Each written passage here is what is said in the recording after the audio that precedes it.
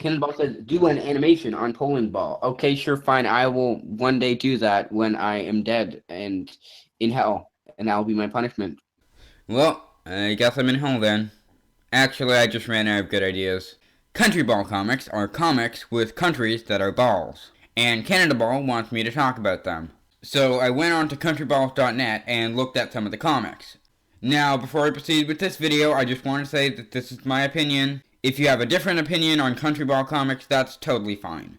National personifications have been around for a long time. Uncle Sam for the US, John Bull for the UK, Johnny Canuck for Canada, Mother Albania for Albania, Mother India for India, Mother Russia for Russia. A lot more of Mother Country name. A Kiwi bird for New Zealand, Hispania for Spain, Helvetica for Switzerland, Athena for Greece, and of course, a freaking merlion for Singapore. Those are just a few examples, and I had never heard of most of them before looking them up. Like, 5 I had heard of before. And even then, there isn't one for every country. You want a personification of the Maldives? Well, too bad. So if you want to personify more countries in a way more people will be able to easily understand, you have to use flags. Perhaps a person with the flag of the country they represent on their shirt. Perhaps a live actor with the flag added next to them in post. Or balls. Balls with the flag printed on them. Definitely not the worst option of the 3.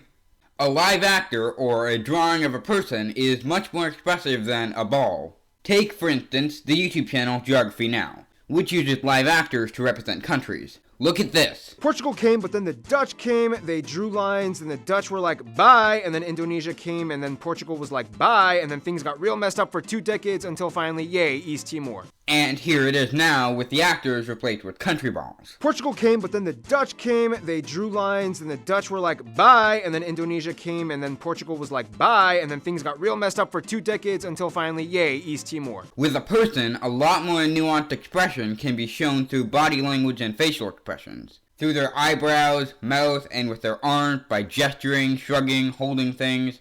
With a ball, the only thing to indicate expression is the eyes. Now, I'll admit that there's a lot you can express just through eyes, but not as much as with all those other things. But tone of voice is also very important. And there are Countryball animations on YouTube, which use voice acting. Oh wait, no, they don't.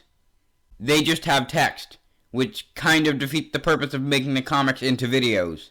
Many countries have the same or similar flags, and when those flags are simplified and put on a tiny ball, they're really hard to tell apart. Take, for instance, this ball. Is it Indonesia ball? Or Monaco ball? Vienna ball? Salzburg ball? Nope, none of the above. It's Poland ball. The flag of Poland is upside down in the ball. Why? Because they wanted to represent Poland as backwards. And the best way to do that is definitely by making it super confusing for newcomers.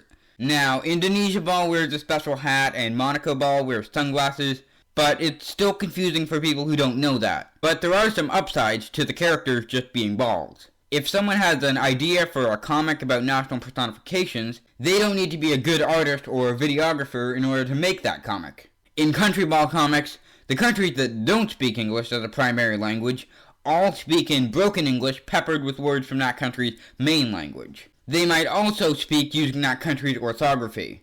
For instance, Poland Ball might speak using a W for a V sound, or Germany Ball use A's, O's, and U's with umlauts, even though umlaut A makes it sound like et and bet, and umlaut O and U make sounds that aren't even present in English.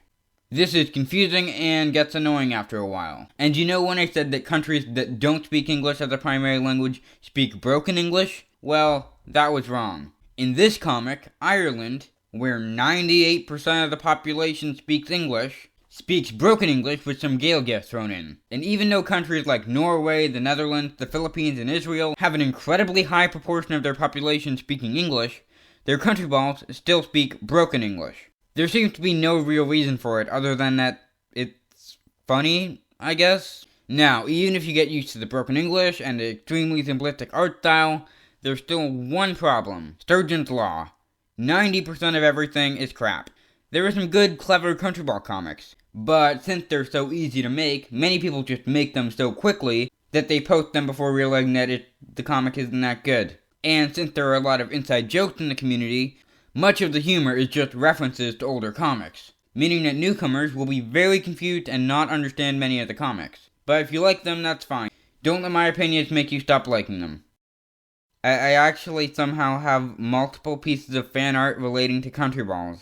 I don't know why there's so much. I don't even have 400 subscribers. How do I have this much Countryball fan art? How do I have fan art at all? My channel has nothing to do with Countryballs, except for this video. But these pieces of fan art still exist. Why do they exist?